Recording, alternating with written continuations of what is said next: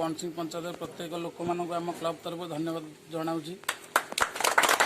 आमर मुख्य लक्ष्य है रोगी मान मेडिकल जाकि ब्लड डोनेट करवा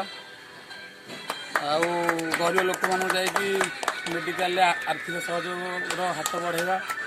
आमर पिलाମାନଙ୍କୁ ନେଇ जो आम युवक संघ गठन होती पिलाମାନଙ୍କୁ ନେଇ बहुत गर्वित कारण आम निकट आम जो शिवप्रसाद षडंगी पढ़ी सुदूर बांगालोर मेडिकल रे आम युवक संघ तरफ आम 5,000 टଙ୍କା डोनेट करूँ।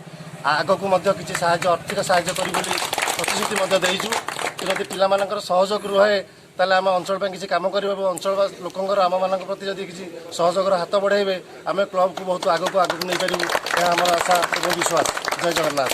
आज आमर बणसिंह पंचायत प्रत्येक नागरिक आनंद खुशी अच्छा कहीं आज हूँ आम देशर 77तम स्वाधीनता दिवस कारण यही स्वाधीनता दिवस को आम मन पकाउची आमर जो मैंने जीवन को जलांजलि दे आमको स्वाधीनता देइछंती से शहीद मान को आज श्रद्धांजलि ज्ञापन करने आम समस्ते आगे आसीचु।